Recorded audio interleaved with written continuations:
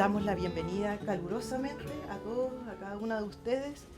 Agradecemos a Jaime Castillo que nos ha ayudado en la organización de esta actividad. Saludamos al profesor Martín Correa, al profesor Jorge Pinto, que son los expositores en esta oportunidad. Y dejamos para ustedes las palabras del Ceremi de bienvenida. Por favor, Ceremi. Ceremi, La calma. Tenemos Ceremi. Maremare con Puché, saludarles a todos, a todas. Creo que es importante la labor del archivo, de la memoria, de la historia y por sobre todo, bueno, en estos días de septiembre, tuvimos el 11 y ahora ya después viene el 18, son épocas de contraste igual. Donde la historia de Chile es lamentable como muchas veces no se explica, no se dan a conocer los procesos de larga data y por sobre todo las repercusiones que tuvieron en las familias, en la sociedad y que hasta el día de hoy se pueden ir viendo. Creo que ahí nos falta mucho como país y quiero agradecerles por que ustedes están acá cobrando el sentido de la importancia que tiene la historia y la memoria para las generaciones jóvenes y ya no tan jóvenes. Creo que es una deuda que tenemos que ir saldando en nuestra generación y pero también las que vienen con todos ustedes porque hay mucho que aprender. Hay mucho que aprender y hay mucho que poner en práctica de esa vocación, de esa pasión, tanto por las convicciones, por la ideología, pero también en los hechos, en poner en práctica y en también mediar, dar a conocer los hechos que ocurrieron. Y eso yo creo que como institución, en este caso el Ministerio de la Cultura, el Servicio del Patrimonio, el Archivo Regional, que los nombro a todos porque son todas instituciones importantes, tenemos todavía mucho que avanzar, tanto en términos de, o sea, por sobre todo en términos de llegar a los territorios. Creo que ahí tenemos mucho que hacer y simplemente les comparto esta reflexión a modo de saludo porque es importante también que sepan en todos los esfuerzos en que nos encontramos que justamente es el objetivo de poder hacer acrecentar la labor que lleva adelante el Ministerio de la Cultura, pero enfocado en historia, en memoria, en reconocimientos de procesos que no se acaban, procesos que hay que continuar y seguir empujando para las futuras generaciones. Eso, muchas gracias. Y el año pasado yo saqué un libro que se llama La Revancha, el golpe de la Araucanía, en la idea de que era la conmemoración del golpe. Pero se hablaba del golpe de Estado en Chile, en general. No se hablaba del golpe de Estado en el territorio mapuche.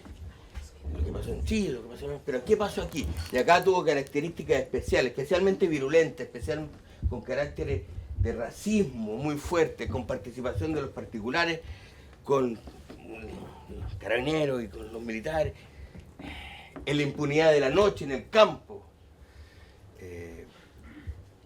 Hubieron pequeñas caravanas de la muerte, ya lo conversaremos, en Galvarino. Pero esto se remonta hacia atrás. Remontémonos atrás. Primero remontémonos al Parlamento de Tapigüe. 1825. Esto no se preocupen, voy a llegar acá. Pero tenemos que remontarnos acá necesariamente porque es un parlamento que se firma entre el Lonco Mariluán, jefe de 14 reducciones, el capitán Barnechea, en representación de don Ramón Freire, que era director supremo de la Nación, presidente de la Nación. Y se reconoce los antiguos límites que existieron anteriormente. Es importante además porque en 1825, o sea, el próximo año se cumplen 200 años, algo habrá que hacer. Y en sus artículos 18 y 19 dice: los gobernadores caciques de la ratificación de estos tratados no permitirán que ningún chileno exista en los terrenos de su dominio. Eso es reconocer jurisdicción. Por convenir así al mejor establecimiento de la paz y unión, seguridad general y particular de estos nuevos hermanos. Estos nuevos hermanos va a durar muy poco, hasta la década del 50. Haciendo memoria del robo escandaloso que antiguamente se hacían de una y otra parte, queda desde luego establecido que el chileno que pase a robar a la tierra, ¿cómo se dice tierra en Mapungún? O sea, el territorio mapuche, será prendido y castigado por el cacique bajo cuyo poder cayere. Así como no se da con el arreglo de la ley del país, Chile, dos espacios distintos, Es natural que se pillasen rojas a este lado del Biobío, que es la línea divisora de estos nuevos aliados hermanos. Esto va a durar poco. Pero esto viene de 29 parlamentos que se firmaron con la corona española. Esto empieza a cambiar con el tiempo. Y empieza como ha cambiado siempre, con la prensa. Lo que yo sostengo es que aquí han estado en juego 4 estamentos, 4 elementos, 4 partes de la sociedad chilena que se han mantenido en el tiempo, en conflicto y en alianzas. La prensa, la oligarquía criolla, nacional, local, el ejército y los mapuches. Entonces de repente hay que ocupar este territorio, la fiebre del oro californiano, hay que exportar donde plantamos trigo, porque donde hay mucha gente que darle pan, de ahí la harina, de ahí el trigo.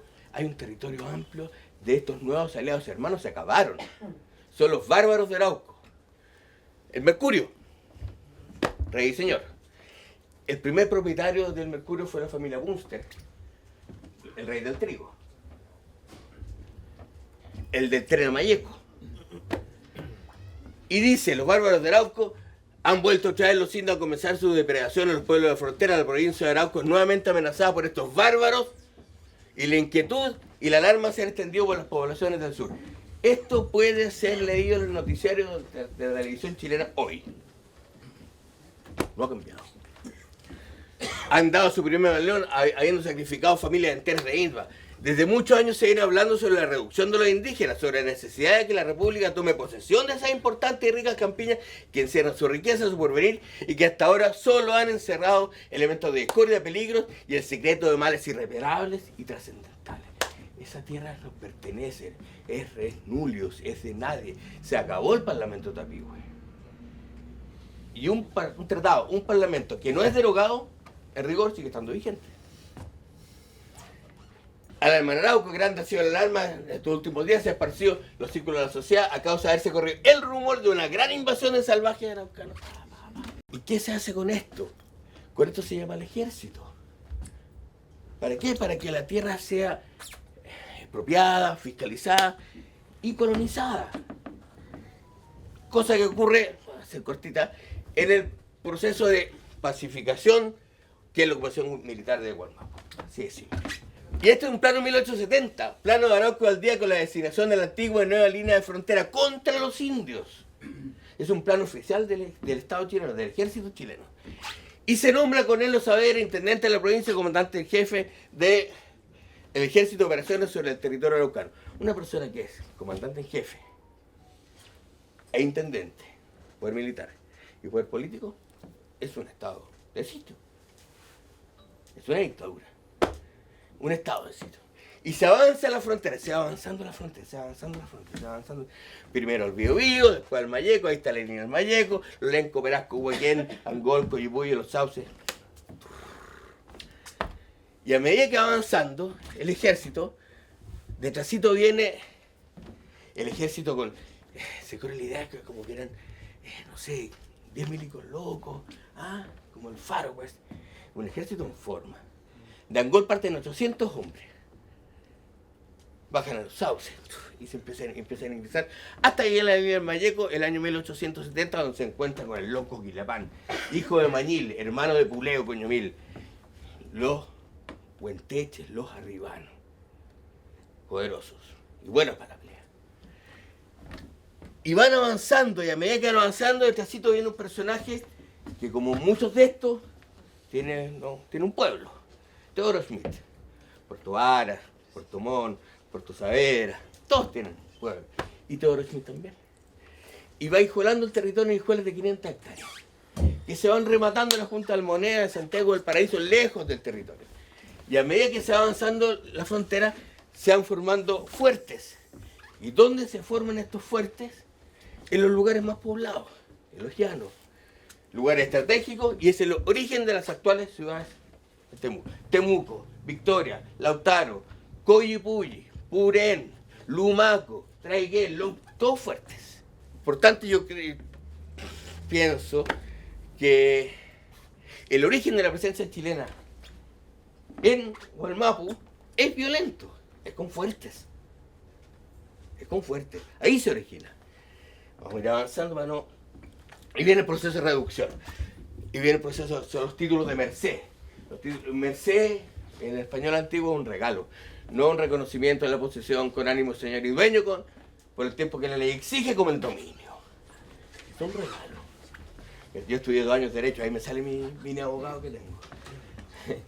Y va avanzando el ejército, se va rematando, y la ley de 1866 sobre erradicación señalaba que la comisión erradicadora se iba a trasladar a los lugares donde vivían los mapuches, se iba a reconocer lo que ocupaban, por el plazo de 1 año, por el tiempo de 1 año, con los vecinos, y se iba a levantar un plano.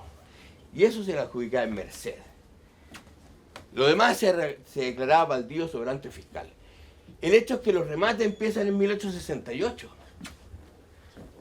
Y el proceso de erradicación empieza en 1884. Por tanto, cuando se erradica a los mapuches, ya tenían los vecinos al lado, ya tenían los colonos al lado.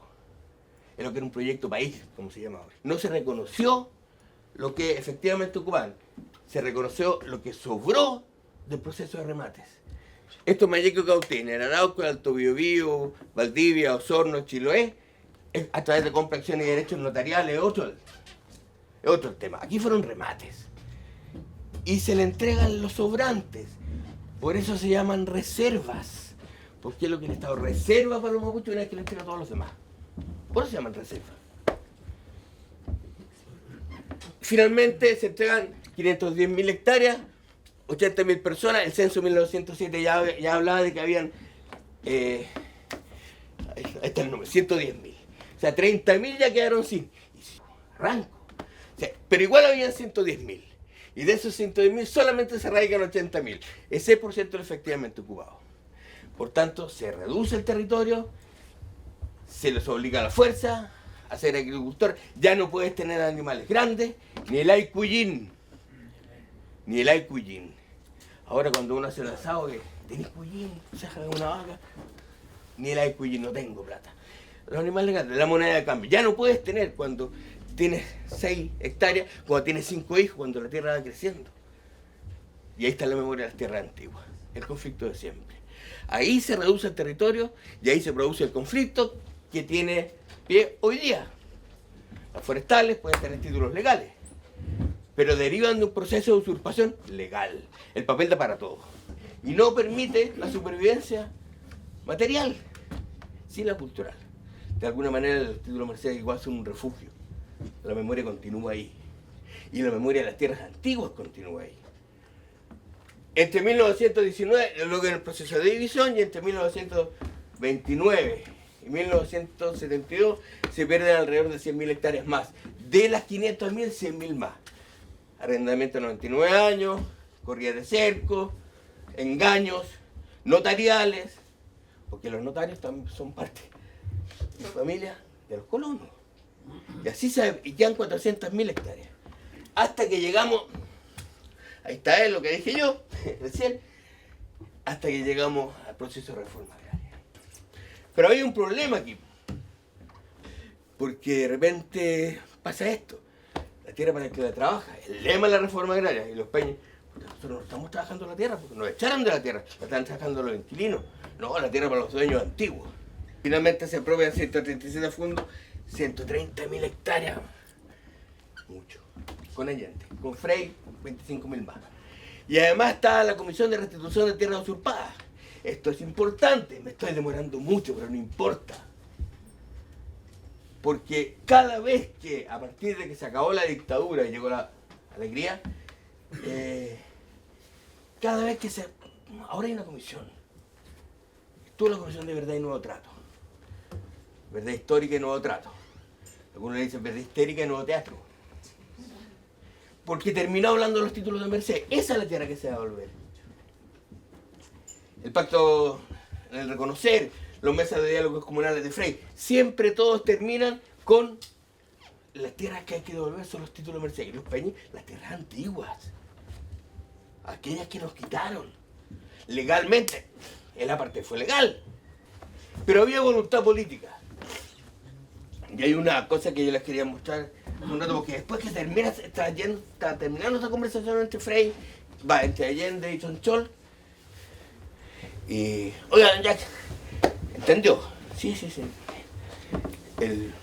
Las 2 semanas más se van todos los ministerios para Temuco, en tren, con su familia, con los hijos, los perros, los gatos, todos. El cautinazo. ¿Acuerdan del cautinazo? A los peñas se quedan, dicen nosotros aquí en el cautinazo cuando juntamos más gente que el Papa. El cautinazo. Y parten todos por. Plan de emergencia.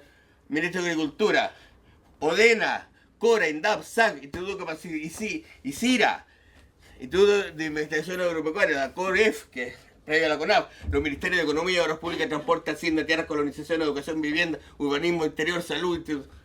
¿Quién quedó en Santiago? Y se empezaron a primar fondos, en el año 71. Eso fue voluntad política. Y esa trayectoria de atrás, con unos colosos, sacando el trigo, con que se alimentaba Chile. Así era. Ese era el proceso. Y le enseñaban a manejar tractores, y le enseñaban a hallar contabilidad, y le enseñaban a manejar reuniones. El coaching. Y era capacitación en esos tiempos. Voluntad política. Hoy día, porque todo lo que se está hablando hoy día, lo que se habló antes, lo que se habló en la comisión de verdad histórica, termina en que se restituyen los títulos de merced, lo que es fácil. Hay una entrevista de Milo Taladrí, presidente de la SOFO, en Casa Piedra, y se manda una clase de historia que sabía más que cualquiera. Perfecto. Y reconociendo la deuda histórica. Pero Chile le dio tierra a los indios, cosa que no ha pasado al otro lado, y lo que falta son 40.000 hectáreas a los títulos de merced. ¡Pah! Ahí se acabó. Y no son las 40.000 hectáreas de título de merced. Acá, con la Comisión de Restitución de Tierras Usurpadas, de oficio las tierras que faltaban a los títulos de merced volvían a las comunidades. El proceso veía otra cosa, el gran territorio. Y el balance del proceso de reforma. Ahí está: recuperación de la presión de tierra, nivel de producción, eficiencia, participación que alcanzaron asentamientos, cooperativas, seres y cepros con posición mayoritaria mapuche. Con zapatos, po. Primera vez que tuvieron zapatos los peñes. Empezaron a vivir bien, se les daba sueldo. Se vivía bien. Se vivía bien, hay un buen recuerdo. Por lo menos esta parte. En Arauco la cosa es distinta, porque en Arauco fue como una segunda usurpación, de entregar las tierras a los inquilinos y no a los países los dejaron afuera. Eso es el reclamo que hay, como una segunda usurpación. Hasta que empieza la campaña del terror. Y el año 1971, el 24 de octubre, miembro del movimiento revolucionario, así decía, al que se siente identificado, levante la mano. ¿Quién se siente identificado con el MSR? Bien, lo único, bien, todo. Ya, yo también. Sí. Aguante el mire. Se toma en el predio agrícola de Martín de Oyarzábal, Loncoche, Chesque, que tiene una superficie de 120 hectáreas, los 20 ocupantes pertenecientes al asentamiento Micheleón ingresan al predio en el momento del dueño y una hija habían viajado a Loncoche a adquirir petróleo. Eso lo cuenta el Mercurio. Todo hay que mirarlo así con el Mercurio. Informado por vecinos lo que ocurría, regresó a su casa. No le quedó otro recurso que hacer alarde de valentía y, acelerando la marcha del camión, arrasó con las barricadas hasta llegar a la casa. Llegó. Sin embargo, fue agredido a tiros y como pudo se retiró con su familia, cuenta Carabineros. Llegó con 3 policías y los policías aquí no se van a ir. Vámonos acá, ¿no? Y se van. Y él vuelve con 3 amigos y su sobrino. Y de ahí armados se pone a disparar. Y luego de los disparos, es asesinado Moisés Huentelaf, que está entre nosotros. Ante la muerte de Moisés Huentelaf, mapuche, había llegado con los pacos, aparecen los particulares. Y la prensa, los mismos. Ahora convertido en terror, nuevamente. La Federación de Sindicatos de Agricultores apoya a Don Yarzábal señalando, como lo ha hecho y lo hará con cualquier agricultor que haciendo uso de su legítimo derecho de defensa, enfrente a una agresión que le pueda costar la vida. Después de esto, Don Yarzábal y sus amigos son presos y están una semana presos. Los Peñis están presos, 20 Peñis, 7 meses, Félix Huentelaf. 7 meses presos. Los particulares, que habían matado a un Peñi, 5 días. ¿Parece conocida la historia? La diferencia que está aquí es lo que se manifiesta a lo largo de la historia de Chile. En los juicios, hoy día en los tribunales, los mapuches tienen que probar su inocencia. Los chilenos parten siendo inocentes y hay que probarle su culpabilidad. Justicia racista. Los brujos de Chiloé, la recta mayoría, ¿de qué fueron acusados? La recta provincia, ¿de qué fueron los brujos de la mayoría? Claro, ¿de qué fueron acusados? Porque no había cómo probarla de asociación ilícita. Hoy día, los Peñis, ¿de qué son acusados? De asociación ilícita. Y aquí, asociación ilícita llamada Movimiento Campesino Revolucionario, la boca antes de nombrarlo, y Movimiento Izquierda Revolucionario, que son las causantes directas y responsables de la situación de verdadero pánico y terror que están viendo los agricultores chilenos. Si el gobierno de la República no toma las medidas elementales que la Constitución y la ley nos deberán tomar, los agricultores chilenos no tendremos más que a menos que defendernos por nuestra propia mano. ¿Qué hay de nuevo en esto? Nos aceleremos en defender nuestra vida y la de nuestras mujeres, puta, el patriarcado. ¿Ah? Aguante.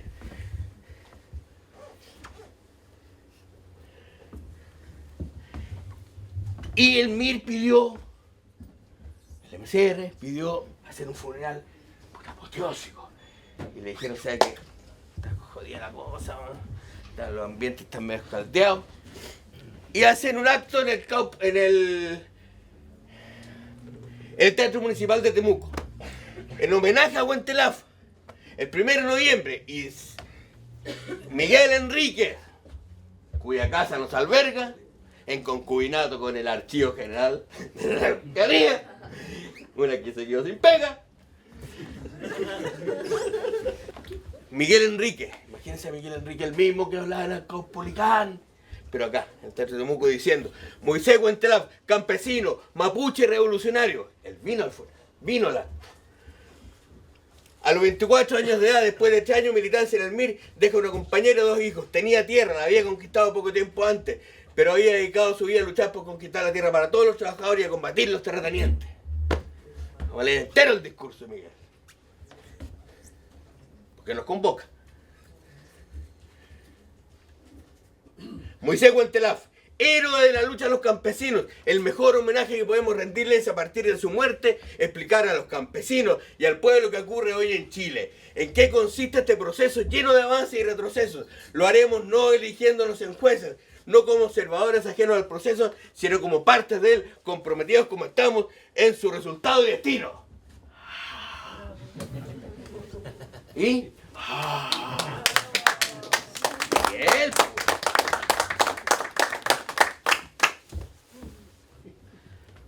La campaña del terror, la prensa, Tele Austral, la familia Edwards, los milicos. Hay que entrar a los mapuches, hay que sacarlos y hay que devolver la tierra a los huicas, la revancha. Y empiezan las cachencestas. Se rumorea, esto en Panguipulli, el Tele Austral, bajarían los extremistas, bajarían. Han llegado muchos extranjeros a la zona interior, se trataría de Tupamaros. Terror. El manual más mínimo, más básico del terror, güey. Incidentes, rumores han circulado en la última... Me voy a poner mucho yo. Bueno, en la última hora en nuestra ciudad sobre la posibilidad de que bajen una vez más los elementos extremistas que elaboran el complejo maderero. Arriba, en el túnel. Interesante dar a conocer a los lectores de la zona que nada tendría de especial el hecho que trabajadores de alguna industria vengan a la ciudad a efectuar algún acto de protesta o de apoyo a su gobierno. No hay problema. Lo raro está en que la población panguipullense tiene psicosis de complejo.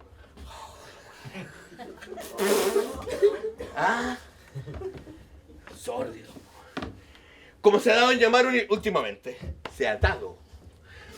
Sucede que en repetidas ocasiones han alcanzado hasta la ciudad variados comentarios que podrían llegar a elementos enquistados en el complejo y que son extremistas en potencia. Esa es la dice la prensa. ¿Qué grado de seriedad tiene?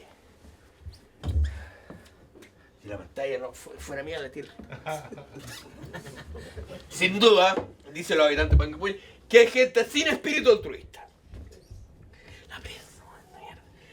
Que puede mostrar mayormente su cultura de hombre civilizado. De ahí entonces el temor a que nuevamente efectúen quebradoras de vidrios. Son terroristas quebrando vidrios. Como ya soy de acuerdo a fuentes bien informadas, esta guay. Perdón por mi lenguaje poco acá. Mi hijo me dice, papá, no hay garabato. Miguel también era bueno para el garabato. ¿Y por qué hablar de Baucha? De acuerdo, y Luciano. De acuerdo, estaba montándole el hacha virista. ¿No sabían esta? Tengo cariño al mil. De acuerdo a fuentes bien informadas, se han tenido conocimiento que últimamente han estado llegando muchos extranjeros a la zona interior, personas extrañas que según las denuncias serían extremistas. ¿Qué fuente es esta? Tupamaros, y que pretenden armar a los campesinos, actitud que esta ha sido resistida por muchos trabajadores que sienten que son simples aventuras de locos que no saben pensar. Simples aventuras de locos que no saben pensar, weón. Eso dice la prensa. Pero construye el terror. Acá, sin embargo, es más dura. En días previos al golpe militar, amenaza de toma en Cautín el MCR. Una nueva escalada de tomas tiene planeado el movimiento campesino revolucionario, fila de la Granada del Mir, que ya cumplió en los años 71 y 72 una impune y desquiciada acción en la actividad agrícola en Cautín, el Mercurio. Y aparece esto, ¿se acuerdan? Nehuentúe. ¿Ah? El 28 de agosto se allana Nehuentúe. ¿Y se allana con qué? ¿Con qué subterfugio legal? Con la ley de control de armas, que permitía al ejército allanar sin tener autorización del Poder Ejecutivo.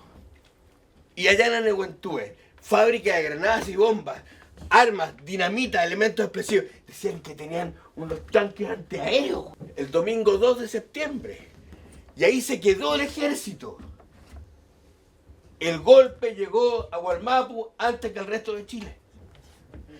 Félix Quián, segundo Quián, Félix Guayqui, del asentamiento Lobería, del inefable Domingo Durán. Lo agarraron la gente de Maquegua, de la base aérea, y lo paseaban en las olas.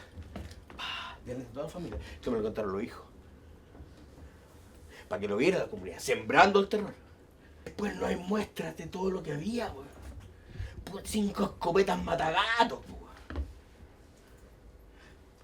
Armas que tienen en el campo todos los peñes, porque viene el zorro a comerse las gallinas, weón.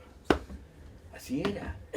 Y después decían que no iban a mostrar las armas, porque en realidad era mejor mantener el secreto, por una seguridad nacional. No encubrieron. Pero mataron a 4 peñas en la ribera. ¿Y quién aparece ahí? De nuevo, el gremio. ¿Ah? Sindicato de Agricultores y la Sociedad de Fomento Agrícola de Temuco puntualizan frente a la vergonzosa campaña desatada en contra del regimiento Tucapel de Temuco, dirigido por Pablo Turriaga, y el grupo número 3 de helicópteros de Maquegua, dirigido por Andrés Pacheco. La TEG, Gobernista, Nacional, Cooperativa. ¿Y quién lo apoya? Los sindicatos de agricultores de Cautín. Y ahí aparece, puta, no siento que mostrarlo. Ahí está. Para ayudar a Chile en marxismo actuaron Fuerzas Armadas y Carabineros. Para hacer producir el territorio tienen que actuar los militares. Para que se acabe el robo madera y el narcotráfico tienen que actuar los militares. Nada ha cambiado.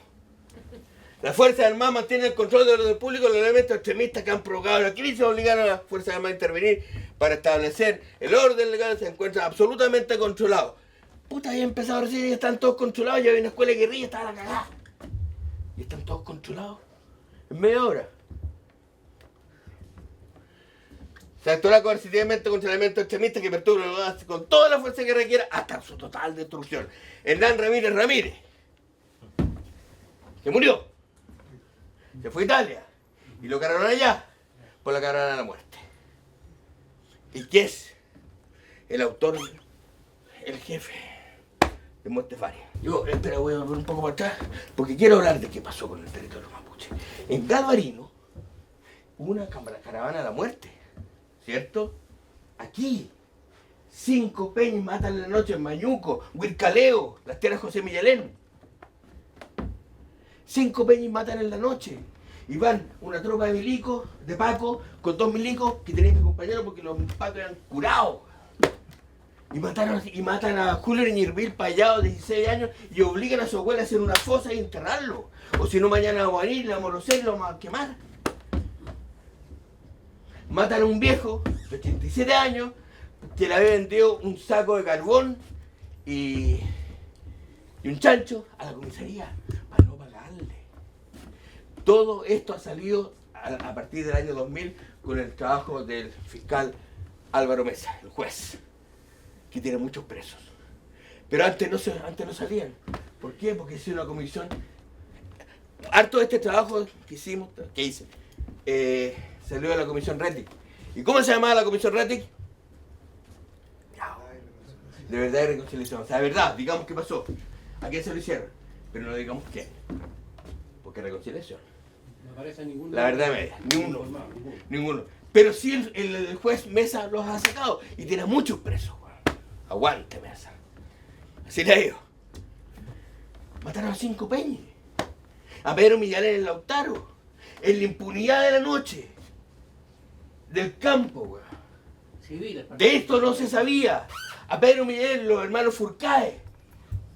Con los pagos. Y lo sacan ahí y Mila lo escuchó. Los gritos. Delante de los peños.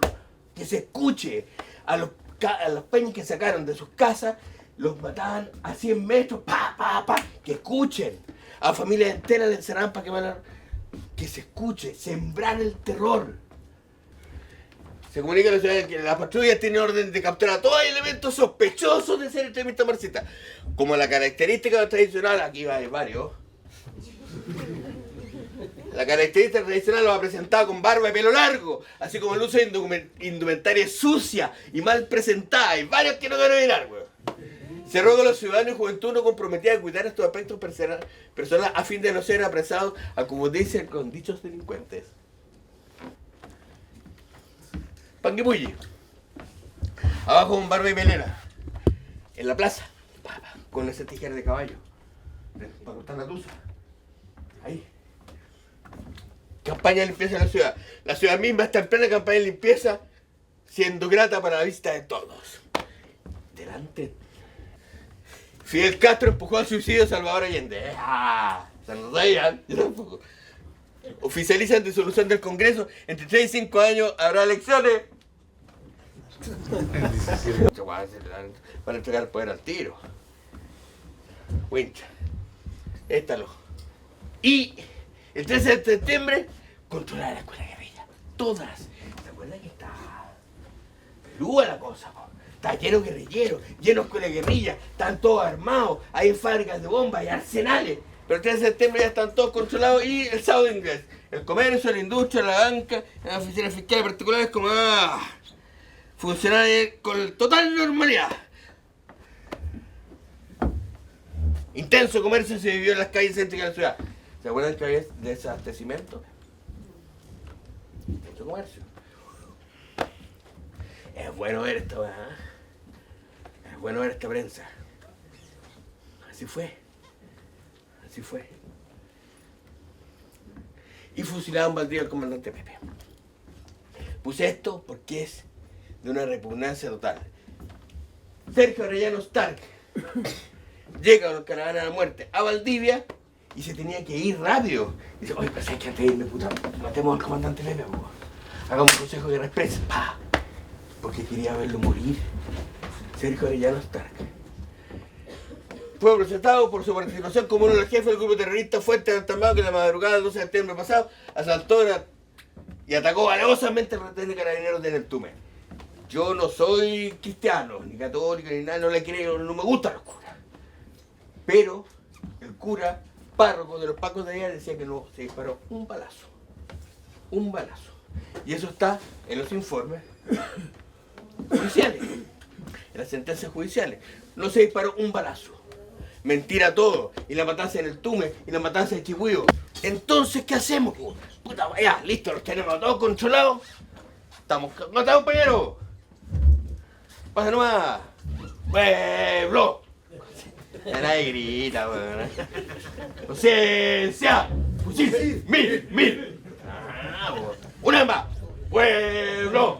¡Conciencia! ¡Fusil! ¡Mil!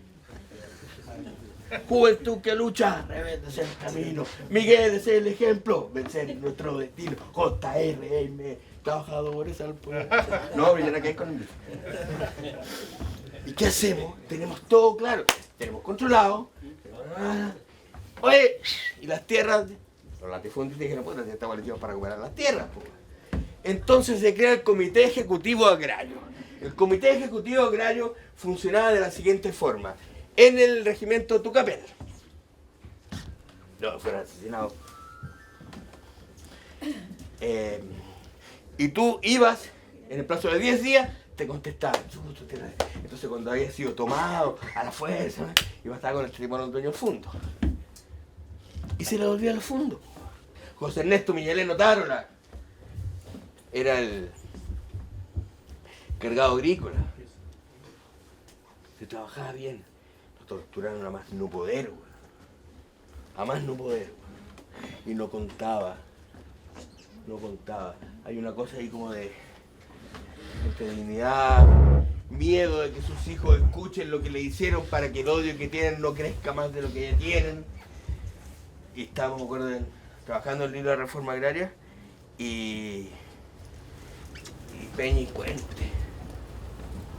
No, pero Peña y Cuente porque es necesario. Y empieza a contar su historia, de cómo se lo llevaron, cómo lo torturaron, cómo lo sentaron en la estufa, cómo vio a la gente que sacaban del comisaría Galvarino. Y su compañera, su mujer, la Machi, la mamá del José, Machi, estamos. Puta, yo lloraba madre, weón. Todos lloraban, Molina, la negra, todos lloraban. Y él contaba su historia.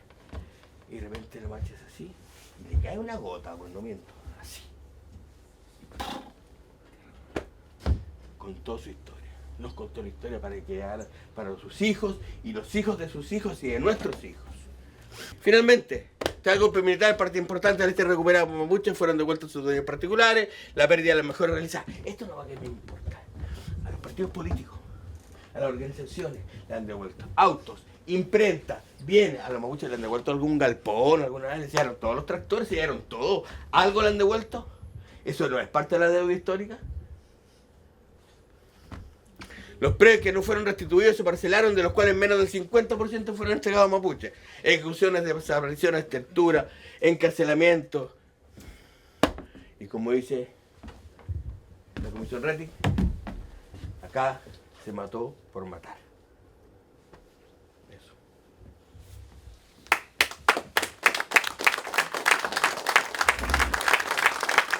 Que yo militaba en el Partido Socialista y en esa sección, en esa fracción del Partido Socialista fuertemente marcada por el trotskismo, que de alguna manera tuvo un acercamiento al MIR. Nosotros jóvenes socialistas en ese tiempo mirábamos con más simpatía al MIR que al Partido Comunista, obviamente, ¿no? Porque el desencanto se produjo después de la elección del 64.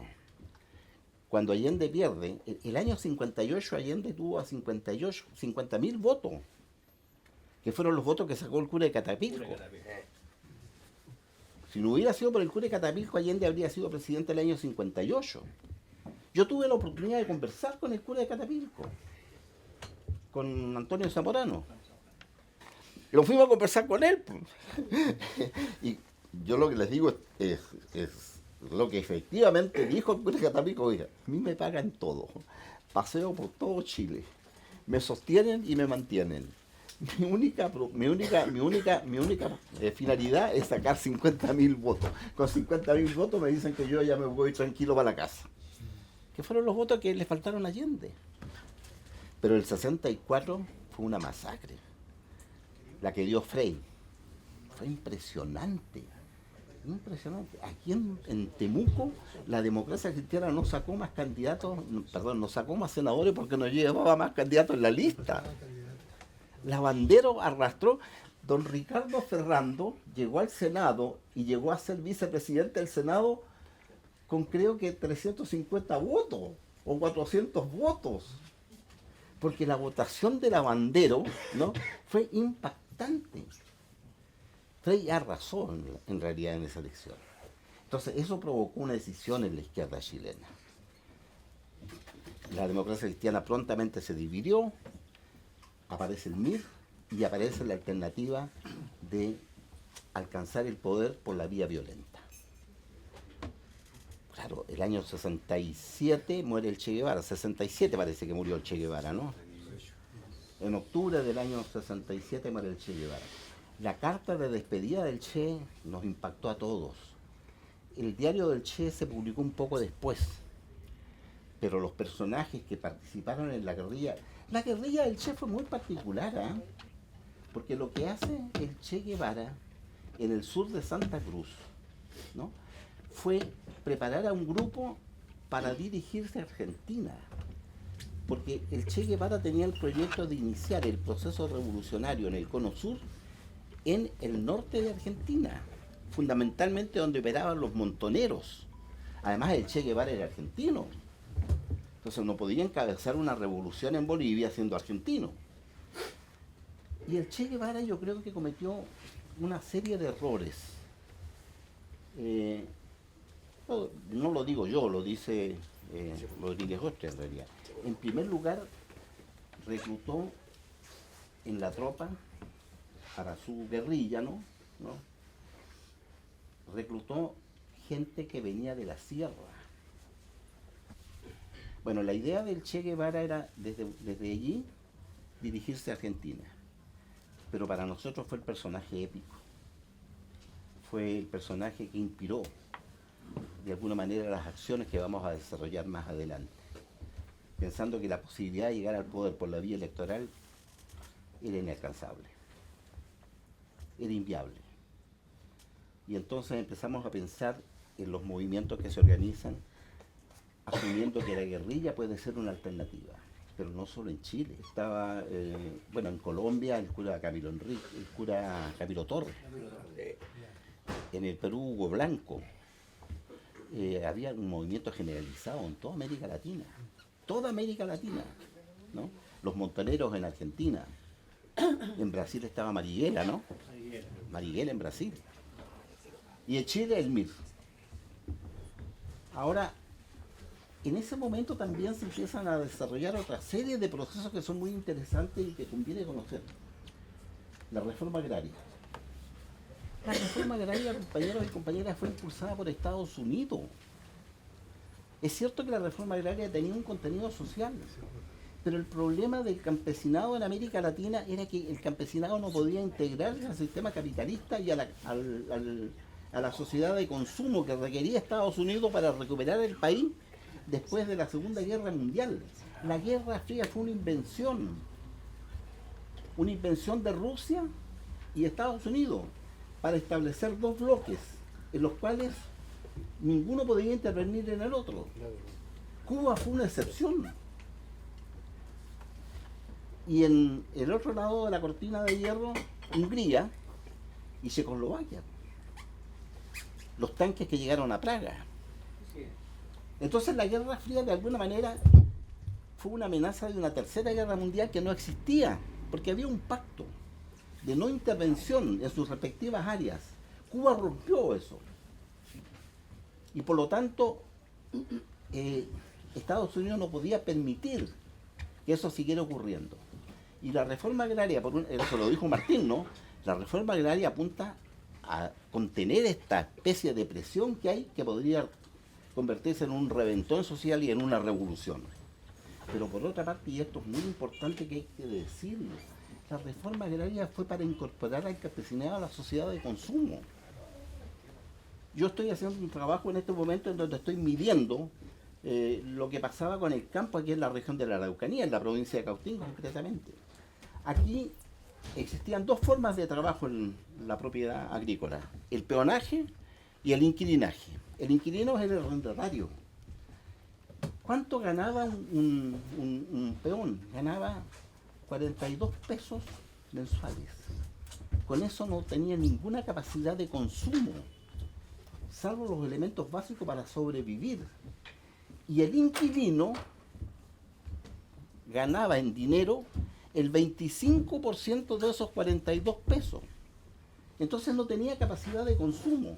Y lo que requería Estados Unidos y requerían todos los países era aumentar la capacidad de consumo para avanzar hacia un capitalismo más moderno. Entonces, lo que la reforma agraria pretende, en alguna medida, es proletarizar al campesinado mediante un salario que le permitiera acceder al mercado. La clase incómoda, el campesino era la clase incómoda en América Latina. Esos términos eran los que se usaban, ¿no? Porque como eran clase incómoda, poco contribuían. Cuando se habla de que no contribuían al desarrollo es porque no consumían. Si hay algo que yo rescato del marxismo es lo que dijo Marx en el capítulo 1 del Capital. En esencia, el capitalismo es la sociedad de la mercancía. La mercancía es el átomo que mueve al capitalismo. Y mientras más rápido circule la mercancía, más rápidamente se reproduce el sistema y avanza el sistema. Podíamos superar el subdesarrollo. El 52% de la población era campesina. En algunos países de América Latina el 70% era campesino. ¿Podía avanzar la sociedad hacia un capitalismo más desarrollado con un 70% de población que no tenía acceso al consumo? Reforma agraria. La reforma agraria apunta a eso. Por eso es que la reforma agraria fue, lo dijo Martín Correa, fue impulsada por Estados Unidos y parte con un gobierno de derecha, parte con Jorge Alessandro Rodríguez, que se fue profundizando después. Eso respecto de la reforma agraria. Ahora, respecto del MIR. Yo diría que el MIR, bueno, generó una situación muy compleja aquí en la Araucanía. El compañero Maturana ha escrito un libro que yo recomendaba antes en un grupo más pequeño, ¿no? Y él desnuda todos los errores que cometió el MIR, ¿no? No siendo un converso, ¿sí? Víctor Maturana sigue pensando lo mismo que pensaba cuando era joven. Así es. Y fue un militante del MIR, que estuvo preso, condenado a muerte, que también sufrió un accidente a propósito de una irresponsabilidad de los compañeros del MIR. Él lo puede contar después. A mi juicio, ¿cuál fue la estrategia del MIR? Y yo creo que en esto pudo haber cometido un error. En primer lugar, no haber evaluado las condiciones en que estaba desarrollando su política militar. Enfrentar a un ejército como el ejército chileno era muy difícil, extraordinariamente difícil. Pero nosotros estábamos convencidos de que era posible. O sea, la épica superó la capacidad de ver la realidad con objetividad. Después de la batalla todos somos generales, pero los resultados ustedes los vieron, los mostró Martín Correa. La brutalidad con que actuó el ejército. El ejército está preparado para matar. Por eso es que hoy día tenemos tantas dificultades para sacar a los militares a la calle a propósito de la delincuencia que hay en Chile. Porque los militares se preparan para la guerra, se preparan para matar. Para ellos las armas son vitales, son fundamentales, tienen formación profesional. ¿Qué formación profesional teníamos nosotros los civiles? Yo recuerdo en Valparaíso que hacíamos unas operaciones que son de chiste. En primer lugar juntábamos higos, juntábamos nueces, fruta seca para refugiarnos y resistir la dictadura que se venía por delante. Hacíamos operaciones enlace.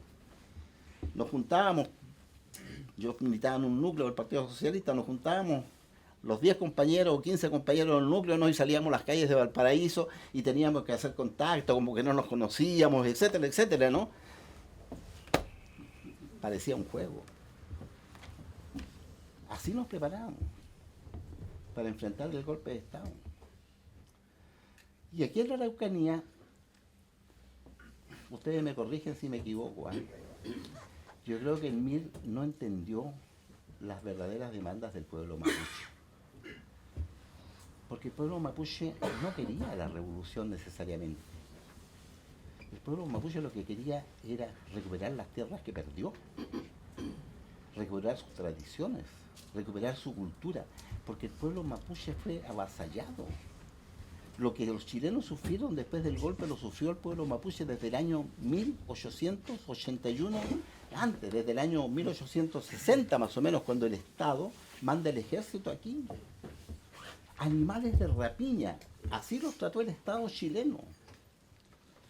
En los documentos que mostraba Martín, yo estudié a fondo, yo estudié a fondo ese tema, en lo que yo llamo la ideología de la ocupación.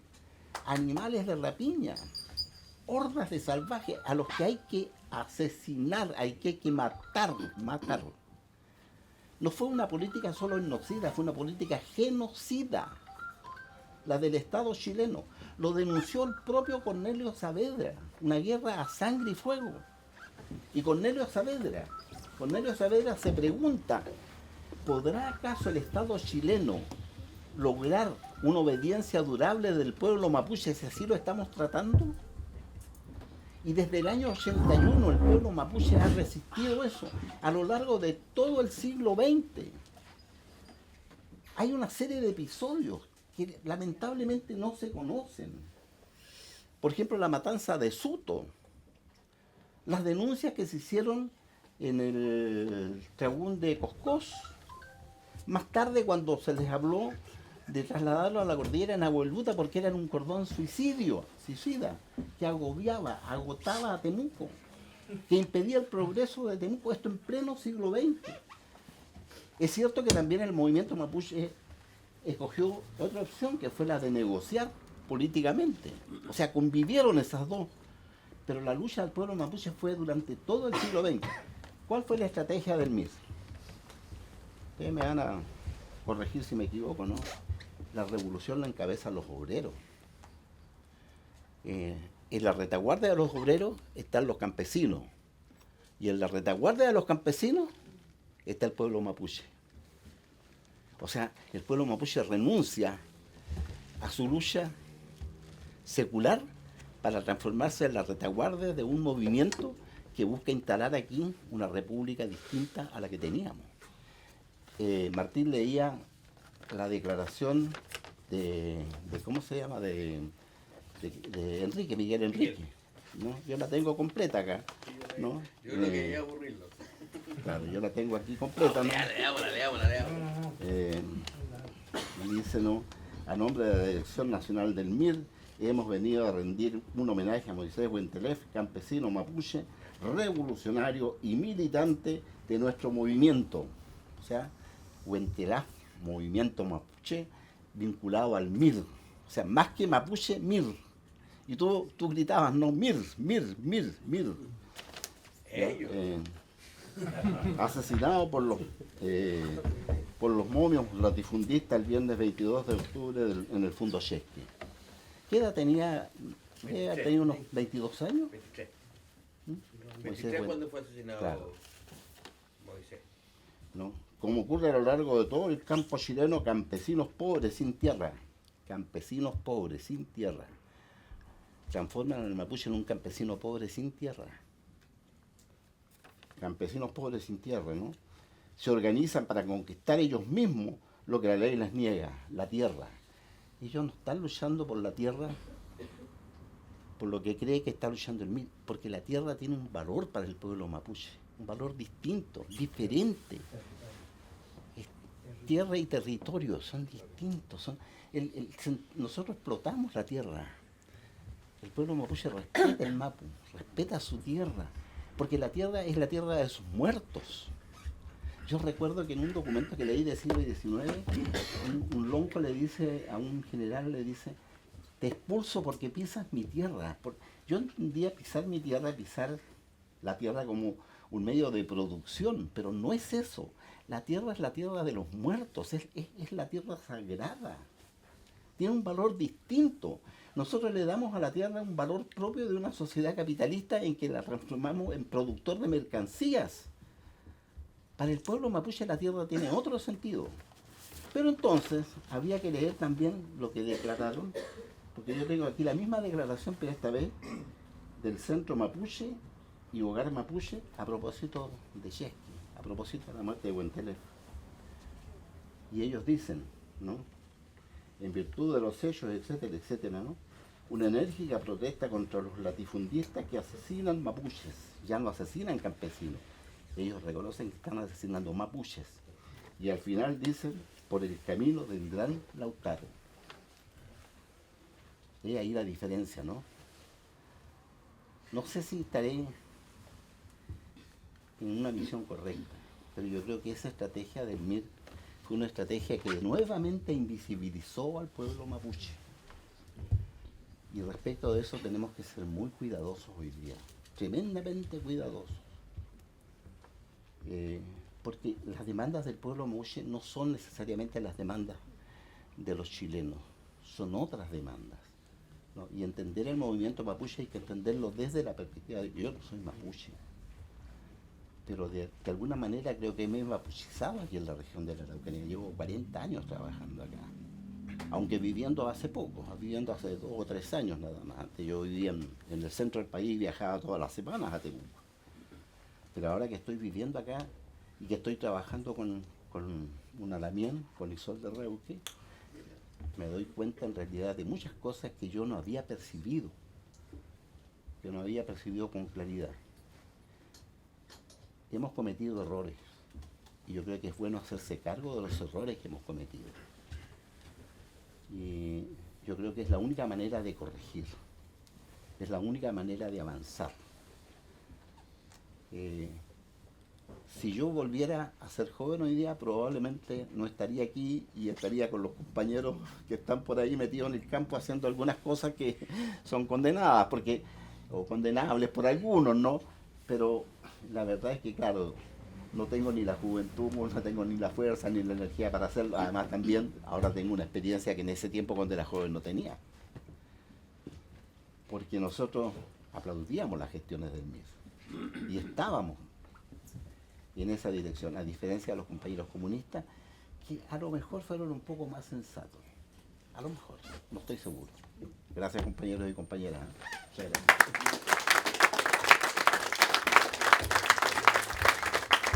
Como broche de oro, queremos dejar con ustedes a una poeta mapuche, Rayén, para que cierre este hermoso ciclo. Mari Mari Pulamien, Mari Mari Mapuche. Ayuncaleita Miñi Puche. Bueno, buenas tardes a todas y todos. Estoy contenta de poder hoy día tener este encuentro entre mapuche y no mapuche. Este es un libro de historia. Voy a leer fragmentos, digamos, pero la verdad es que no había pensado en hacerlo, porque como es la historia antigua, digamos, que ustedes la pueden leer, la historia mapuche, escrita por mapuche, digamos, pero a raíz de la reflexión que se hiciera acá respecto de la visión mapuche, respecto de la Mapu, de la Mapuñuque, ¿no? Que es diferente, es muy distinta. Y por eso yo encuentro valiosísimo este encuentro, porque en el lenguaje, en la palabra, vamos a empezar recién a entendernos quizás, ¿no? ¿Por qué la lucha mapuche es diferente? Y aunque este libro es bien viejo, voy a leer algunos fragmentos porque tienen que ver justamente con lo que se estaba conversando. Valdivia, Lefstraru, frente a frente. Europa, Mapu Mapuche. Imperio, pueblo. Dominio, libertad. Oro, raíz. Palacio, regue. Muerte, vida. Don Pedro de Valdivia, capitán del ejército imperial de Carlos V, imponente en su brillante armadura de plata y oro. Lefstraru, hijo de la tierra. Valdivia, experto estratega, triunfador de Flandes y América. Su espada conoce la gloria de un imperio. Lefstraru, la fuerza del pehuen y el canelo, la sabiduría de sus padres ancestrales. Valdivia inyectado de odio le mira sin comprender. El siervo paje, educado, evangelizado, civilizado, para defender la corona de España, le desafía en un combate frente a frente. Valdivia percibe que su método ideológico de sometimiento no ha tenido éxito. Peligra su vida, su reino, su imperio. Con todas sus fuerzas se apresta a defender la fe y el poder. En ese inolvidable atardecer, los astros se conjugan para besar la tierra. Lefstraru y Valdivia luchan sin tregua. Valdivia es derrotado. De infinitas melodías, un arco iris de olores y colores acaricia la tierra. Guenechén sonríe y los pájaros huerquienes cantan una nueva melodía libertaria. Yo estoy segura que el pueblo mapuche un día va a ser libre, porque hoy no lo es.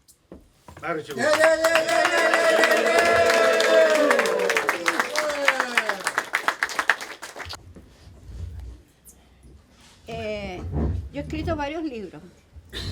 Mis libros están publicados en varios idiomas afuera. Chile es el único país que no publica mis libros. ¿Ya? Me he presentado en todas las editoriales. Las caras, las medianas, las más baratas, todas han dicho no. ¿Ya? Pero nunca me han dado una respuesta por qué no. Entonces yo inicié en hacer mis libros con tapas de madera, amarrado con cáñamo y sencillamente el papel que nadie ocupa en un libro, ¿no? Y que eso es el papel de reciclaje.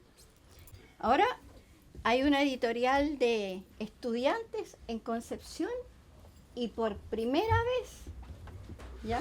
Después de muchísimos años y de tener muchos libros publicados así en esta forma, ¿no? Hecho por mí, por primera vez, este grupo de estudiantes de la Universidad de Concepción publicó mi primer libro, ¿ya?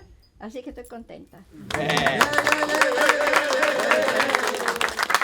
Sin duda, las intervenciones no hacen más que abrirnos el apetito para futuras discusiones, para futuros intercambios. La idea de este encuentro era simplemente motivar un poquito más nuestra humanidad para entender el drama que están viviendo nuestros pueblos el día de hoy en esta sociedad capitalista neoliberal. El drama que vive cotidianamente nuestro hermano pueblo mapuche en una tierra cada día más militarizada. El drama que viven nuestros hermanos huichafes, prisioneros políticos, que sufren el acoso constante, la represión constante de este Estado colonial, neocolonial, patriarcal, abusivo en todos los extremos.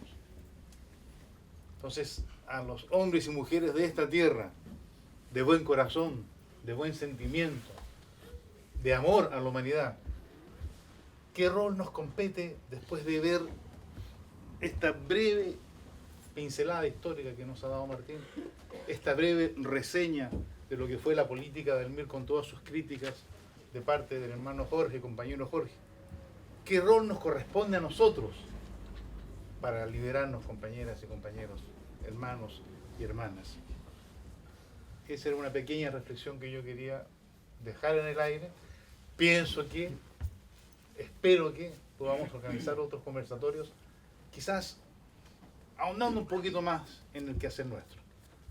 Este es como un enunciado de la problemática que tenemos presente. Estábamos convocados a este tragún que nos parece sumamente importante y, como bien dice Jaime, este tiene que ser el inicio de una serie de conversatorios de esta naturaleza. Decir que nosotros, que nos sentimos herederos de la causa de Miguel, del trabajo de Miguel que fue el gran teórico del pensamiento revolucionario en Chile y en América Latina, el hombre que no solo fue el teórico, sino que también fue el consecuente luchador que terminó su vida, como ya todos sabemos, hace 50 años atrás, fue asesinado por la dictadura. Nosotros recogemos claramente el mensaje de Miguel cuando dice el MIR no se asila. Pero ese mensaje no fue para su militancia mirista, ese mensaje fue para el pueblo, para decirle al pueblo que quedó abandonado por la mayoría de los líderes de los otros partidos que se fueron, decirle nosotros estamos aquí y nos quedamos aquí y luchamos aquí. Muchos de nuestros compañeros y compañeras quedaron en el camino, muchos. Los que sobrevivimos hemos seguido en la lucha. Hoy día, si Miguel estuviese vivo, y está vivo en todos nosotros, estaría aquí, estaría en Gualmapu, estaría en la Fruta Willimapu. Muchas gracias.